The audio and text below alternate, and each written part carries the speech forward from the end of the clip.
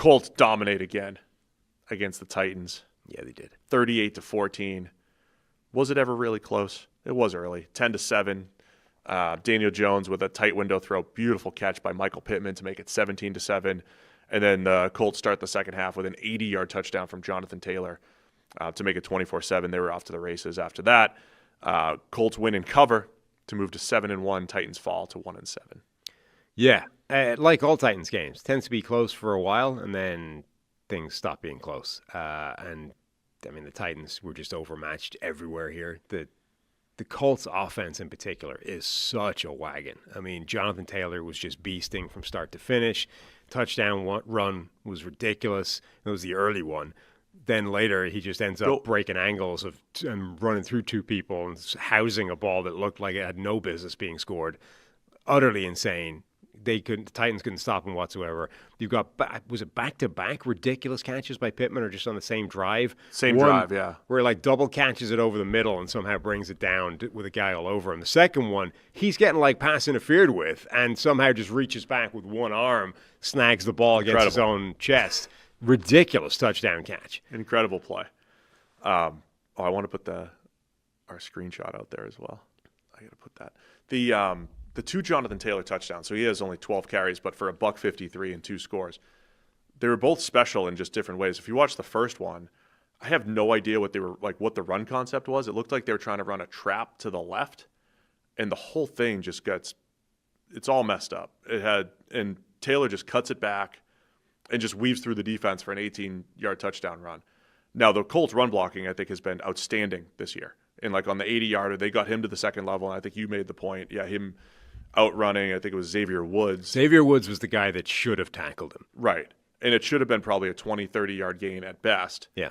And Jonathan Taylor, don't forget, ran in the 4.3s. Right. And is 230 pounds and just outruns him. And it's like, nope, it's 80 yards. That was an incredible angle-breaking run by Taylor. Jason McCourty, I think, was on the broadcast and was saying that Jonathan Taylor was the reason he retired because back when he played where he was playing for the Dolphins against Jonathan Taylor, he missed multiple tackles on him, one of which looked a bit like that. And he was like, that was when I decided it's time to hang him up. Like, I mean, based off that, Xavier Woods needs to hang him up tomorrow. Well, that's what Jonathan Taylor does to you, man. Those are the types of answers. You had the weekly Tyler Warren screen pass, slow developing. You set up the screen. He's got 20 yards of space right in front of him. The Colts they're like clockwork. Every single week, all of their players contribute in similar ways. Josh Down had three catches and a touchdown in there. Taylor had another one through the air. Yep. Daniel Jones, super efficient in this game. Did you see the call of that touchdown?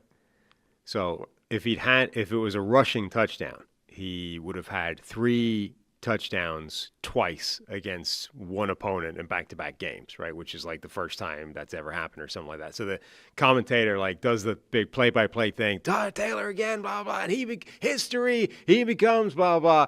And then they're like, hang on, it might have been a touch pass. And then they show the little thing. It's like, and the guy goes, oh, come on. Good for Daniel Jones. Play-by-play guy is screaming at the fact that this ended up being a pass. He's like, well, it's still history. Stupid touch passes should not be passes. Taylor had a bunch of records in this game, the most interesting of which I thought to be somebody called Dante Koplowitz Fleming said Jonathan Taylor, with 10, now has the most rushing touchdowns of 40-plus yards by any player in NFL history before their 27th birthday. That's interesting in and of itself, but he says he broke a tie with Derrick Henry, Adrian Peterson, Chris Johnson, and Jim Brown. Wow. That's a pretty good, group. Foursome to jump ahead of with this touchdown. Hey guys, real quick, only 40% of our viewers are actually subscribed, so let's change that. Hit that subscribe button, and now let's get back to the action. And then another example of sometimes you and I are just on the same page when we're watching football games. Alec Pierce. Yeah. I mean, every week you're going to get a 50-yard pass or a 50-yard catch. And we look at this. This is our Slack conversation. Yeah. Within seconds of each other. Pierce for 50 from you. Pierce always and forever. Every week there's a 50-yarder. There's one in there somewhere. And this was for exactly 50 for Alec Pierce.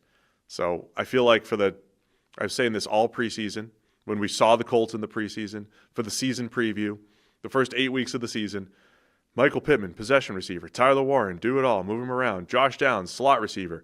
Alec Pierce, deep threat. Jonathan Taylor, running the ball, catching the ball out of the backfield. They have all these answers. They have all these answers, this offense. And Jones, first time he was sacked, on third down this year? Like the Titans actually got to him a little bit early. He got sacked 3 times. He hadn't been taking some of those negative plays. But it didn't matter, man. They just have way too many answers offensively. I also want to shout out Tanner Bortolini, the Colts center. Okay. That dude's balling, playing really well in the run game. He looks really quick. I mean, some of the – other than the whatever they were running on Jonathan Taylor's 18-yard touchdown. Bortolini, by the way, actually made a nice block at the second level. But when they run their wide zone, it looks really smooth. Quentin Nelson looks awesome at left guard. Bortolini's flying out of his stance, controlling blockers, moving people, taking out linebackers at the second level. He's been very good this season. So all of those theories about Daniel Jones and when he has an offensive line and with all these different playmakers, they just continue to tick all those boxes. And dominate. Like they are, you mentioned before that Drake May is every week setting some record that only the 07 Patriots have done. The Colts are doing the same thing. Every week there's a number where the only 2 teams to have done this previously are the 07 Patriots and the Peyton Manning Broncos. Not even the Peyton Manning Colts. So this one was the Colts now have 6 games of 30-plus points in their first 8 games of the season. And the only 2 teams that have done that before, maybe this century or maybe ever, were the 07 Patriots and that Manning Broncos team that was like off the chain insane. Peyton Manning's Colts never did that. So Daniel Jones setting records that even Peyton Manning didn't in Indianapolis. For social media, let's just ask the question, is Daniel Jones the best Colts quarterback of all time? Of all time. Yeah. The people are asking. Daniel Jones 1, Peyton Manning 2, Johnny Football 3. Johnny Unitas? Yeah, the original Johnny Football. Not Manziel? Nah. Manziel's been tweeting through some stuff recently. Yeah? He did some reality show, right? They put him in it was like a Navy SEAL reality show, something or other. I don't know. I don't watch. Good for him. I don't think he lasted very long, so it's probably not very good for him, but still.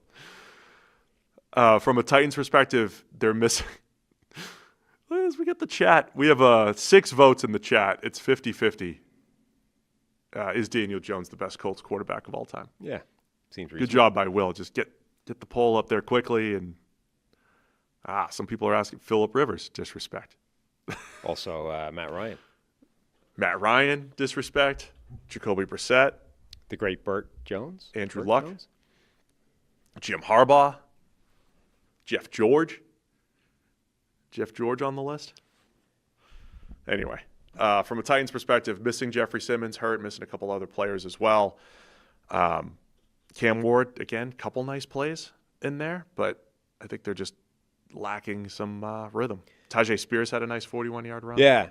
Cam Ward, at least, I think was a little bit more aggressive in this game, had a couple of nice throws in there. I mean, look, it's against this Colts team where you're in a hole, you're completely overmatched on either side of the ball. There was at least, I think, more sign of intent in this game than we've seen for a lot of his games. Thanks for watching all the way to the end of the video. Check the Mic is live every Monday, Wednesday, and Thursday, so be sure to hit the subscribe button so you don't miss a thing. And the all-knowing algorithm is convinced you'll also like these videos, and who are we to argue?